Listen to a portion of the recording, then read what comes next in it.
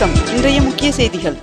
சட்டமன்ற தேர்தல் முடிவுக்கு பிறகு ஆட்சி அமைக்க தேவையான பெரும்பான்மை நிரூபிக்க 2 இடங்கள் குறைவாக இருந்த நிலையில் தவேக தலைவர் விஜய் அவர்களுக்கு விசிக தலைவர் திருமாவளவன் அவர்கள் நிபந்தனையற்ற ஆதரவு வழங்கியுள்ளார் என்று தகவல் வெளியாகியுள்ளது. சென்னையில் சி.வி. சண்முகம் அவர்களின் தலைமையில் அதிமுக எம்எல்ஏக்கள் சிலர் தனியே ஆலோசனை மேற்கொண்டு வருவதாக தகவல் வெளியாகியுள்ளது. இளங்கலை படிப்பிற்கான கியூட் நுழைவுத் தேர்வில் தேர்வர்கள் பின்பற்ற வேண்டிய உடை விதிகள் தேசிய தேர்வு முகமை வெளியிட்டுள்ளது. மதுரை ரயில்வே கோட்டத்தில் 2025-26 நிதியாண்டில் மொத்த வருமானம் 1408 கோடியாக உயர்ந்திருப்பதாக தெற்கு ரயில்வே அறிவித்துள்ளது. வங்கக்கடலில் குறைந்த காற்றழுத்த தாழ்வு பகுதி உருவாக வாய்ப்புள்ளதாக இந்திய வானிலை ஆய்வு மையம் தகவல் தெரிவித்துள்ளது. நடிகரும் இயக்குனருமான சமுத்திரக்கனி அவர்கள் சட்டசபை தேர்தலில் வெற்றி பெற்றுள்ள தவேக தலைவர் விஜய் அவர்களுக்கு தனது மனமார்ந்த வாழ்த்துக்களை தெரிவித்துள்ளார். ரயில்களில் காத்திருப்பு பட்டியல் டிக்கெட்கள் உறுதியாகுமா என்பதை 94% துல்லியத்துடன் கணிக்கும் புதிய AI தொழில்நுட்பத்தை ரயில்வே அறிமுகப்படுத்துகிறது. மேற்கு வங்க மாநில முதலமைச்சராக சுவேந்த் அதிகாரி அவர்கள் பதவியேற்றார். இந்திய கடற்படையின் அடுத்த தலைமை தளபதியாக வைஸ் அட்மிரல் கிருஷ்ணா சுவாமிநாதன் அவர்கள் நியமிக்கப்பட்டுள்ளார். நாட்டின் முப்படைகளின் புதிய தலைமை தளபதியாக ஓய்வு பெற்ற லெப்டினன்ட் ஜெனரல் NS ராஜ சுப்பிரமணியன் அவர்களை நியமித்து ஒன்றிய அரசு அறிவித்துள்ளது. மேட்டூர் அணைக்கு நீர்வரத்து வினாடிக்கு 392 கன அடியிலிருந்து 417 கன அடியாக அதிகரித்துள்ளது. தெற்கு ரயில்வே சென்னையில் 21 புறநகர் ரயில் நிலையங்களில் மின்சார வாகனங்களுக்கான EV பேட்டரி மாற்றும் நிலையங்களை அமைத்துள்ளது. பிரதமர் நரேந்திர மோடி அவர்கள் வருகின்ற மே 11 மீண்டும் சோம்நாத் கோவிலுக்கு செல்ல உள்ளதாக தகவல் வெளியாகியுள்ளது. IUML கட்சி தவேகவிற்கு ஆதரவு என்று முதலில் செய்தி வெளியான நிலையில் தற்பொழுது அக்கட்சி தவேகவிற்கு ஆதரவு கொடுக்கவில்லை என்று தெரிவித்துள்ளது. சென்னையில் நேற்று திமுக தலைவர் மு.க. ஸ்டாலின் அவர்களை விசிக தலைவர் திருமாவளவன் அவர்கள் சந்தித்து பேசினார். 12ஆம் வகுப்பு தேர்வு முடிவுகள் வெளியிடப்பட்டுள்ள நிலையில் மாணவர்களுக்கு தவேக தலைவர் விஜய் அவர்கள் வாழ்த்து தெரிவித்துள்ளார். சுவேந்த் அதிகாரி அவர்கள் மேற்கு வங்கத்தின் முதல் பாஜக முதல்வர் ஆகிறார். திமுகவும் அதிமுகவும் இணைந்து ஆட்சி அமைக்க உள்ளதாக வெளியான தகவல்களுக்கு V.K. சசிகலா அவர்கள் கண்டனம் தெரிவித்துள்ளார். PF கணக்கிலிருந்து பணத்தை எடுப்பதற்கு சில முக்கிய விதிகளை EPF வகுத்துள்ளது. அதன்படி PF கணக்குடன் ஆதார் வங்கி கணக்கு இணைக்கப்பட்டு KYC சரிபார்ப்பு முடிந்திருக்க வேண்டும் என்று தெரிவிக்கப்பட்டுள்ளது. வருகின்ற 2028ஆம் ஆண்டு முதல் IPL தொடரில் தற்போதுள்ள 74 போட்டிகளுக்கு பதிலாக 94 போட்டிகளை நடத்த BCCI திட்டமிட்டுள்ளதாக தகவல் வெளியாகியுள்ளது.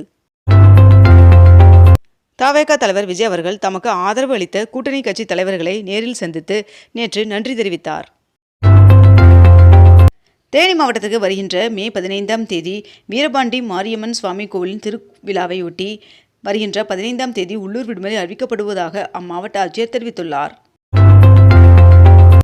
தமிழகத்தில் தவேக ஆட்சி அமைப்பதற்கு தாங்கள் நிபந்தனையற்ற ஆதரவு அளிப்பதாக CBI கட்சி தெரிவித்துள்ளது.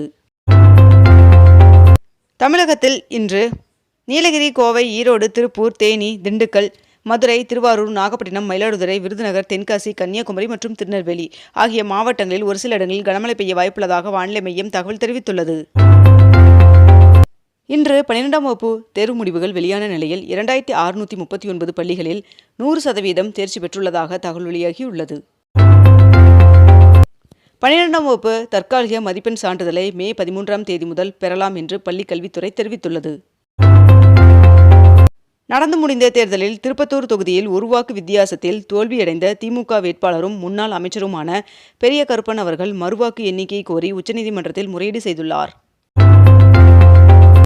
ஆளுநரின் அறிவுறுத்தலின்படியே 12ஆம் வகுப்பு தேர்வு முடிவுகள் வெளியிடப்பட்டுள்ளதாக ஆளுநர் மாளிகை அறிவித்துள்ளது.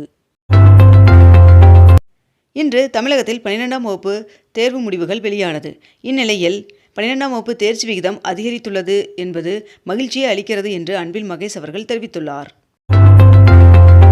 தமிழகத்தில் 12ஆம் வகுப்பு தேர்வு முடிவுகள் வெளியான நிலையில் அதிக தேர்ச்சி பெற்ற மாவட்டங்களில் ஈரோடு மாவட்டம் முதலிடம் பிடித்துள்ளது. 5 மாநிலங்களில் தேர்தல் நடத்தை விதிகள் முழுவதும் விலக்கிக் கொள்ளப்படுவதாக தேர்தல் ஆணையம் தெரிவித்துள்ளது. அதிமுக பொதுச் செயலாளர் எடப்பாடி பழனிசாமி அவர்கள் தனது கட்சி எம்எல்ஏக்களுடன் அவசர ஆலோசனை நடத்தினார். தவேக கூட்டணியில் இணைந்த காங்கிரஸ் கட்சிக்கு எதிராக நேற்று அண்ணா அறிவாலயத்தில் நடந்த திமுக எம்எல்ஏக்கள் கூட்டத்தில் தீர்மானம் நிறைவேற்றப்பட்டுள்ளது. வருகின்ற மே 14 மற்றும் 15 ஆகிய தேதிகளில் டெல்லியில் நடைபெறும் பிரிக்ஸ் வெளியுறவு அமைச்சர்கள் கூட்டத்தில் பங்கேற்பதற்காக ஈரான் அமைச்சர் இந்தியா வர வாய்ப்புள்ளதாக தகவல் வெளியாகியுள்ளது. 10,000 கிலோமீட்டர் வரை கண்டம் விட்டு கண்டம் பாயும் அக்னி 6 ஏவுகணை வரலாறு படைக்க தயாராக உள்ளது என்று தெரிவிக்கப்பட்டுள்ளது. தமிழ்நாட்டு மக்களின் தீர்ப்பை மாற்றி எழுத ஆளுநர் நினைப்பது மாபெரும் தவறு என்று MP ஜோதிமணி அவர்கள் தெரிவித்துள்ளார்.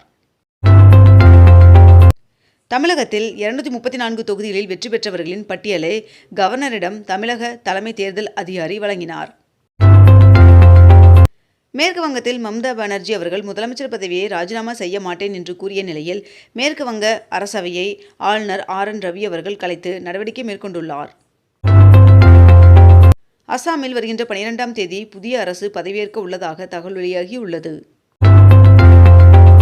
தமிழ்நாட்டு மக்களின் தீர்ப்பிற்கு மரியாதை கிடைத்தே ஆக வேண்டும் என்று நடிகர் கமல்ஹாசன் அவர்கள் எக்ஸ் தளத்தில் பதிவிட்டுள்ளார்.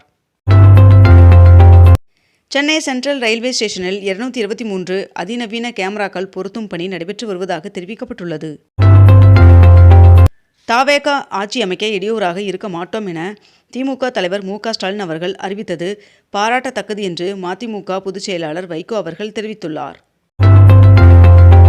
தமிழக ஆளுநர் தவேக தலைவர் விஜய் அவர்களுக்கு ஏன் CM பாதுகாப்பு கொடுக்கப்பட்டது என்று TGBயை நேரில் கூப்பிட்டு விளக்கம் கேட்டதாக தகவல் வெளியாகியுள்ளது. தவேக ஆட்சி அமைக்க திமுக இடையூறு செய்யாது என்று திமுக தலைவர் மு க ஸ்டாலின் அவர்கள் தெரிவித்துள்ளார். மேலும் 6 மாதங்களுக்கு ஆட்சியை தொந்தரவு செய்ய மாட்டோம் என்றும் திமுக அரசின் திட்டங்களை தொடர வேண்டும் என்று எதிர்பார்க்கிறேன் என்றும் தெரிவித்துள்ளார். மகளிருக்கு மாதம் 2,500 ரூபாய் அளிப்பது கடினம் என்றும் திமுக அரசு வழங்கியது போன்று மாதம் 1000 ரூபாயாவது வழங்க வேண்டும் என்றும் அவர் கேட்டுக்கொண்டுள்ளார்.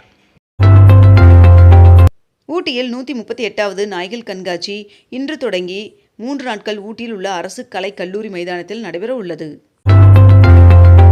தமிழகம் முழுவதும் உள்ள 181 அரசு கலை அறிவியல் கல்லூரியில் சேர இன்று முதல் மாணவர்கள் ஆன்லைனில் விண்ணப்பிக்கலாம் என்று தெரிவிக்கப்பட்டுள்ளது. 22 கேரட் ஆபண தங்கத்தின் விலை ஒரு சவரன் 1,13,200 ரூபாயாகவும் 1 கிராம் 14,150 ரூபாய்க்கும் விற்பனை செய்யப்பட்டு வருகிறது.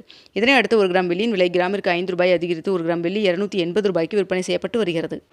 இத்துடன் இன்றைய தலைப்புச் செய்திகள் நிறைவடைகின்றன. மேலும் இதுபோன்ற அண்மை தகவல்களை உடனுக்குடன் தெரிந்து கொள்ள அக்னிபூ சேனலை சப்ஸ்கிரைப் செய்து கொண்டு தொடர்ந்து இணைந்திருங்கள். நன்றி, வணக்கம்.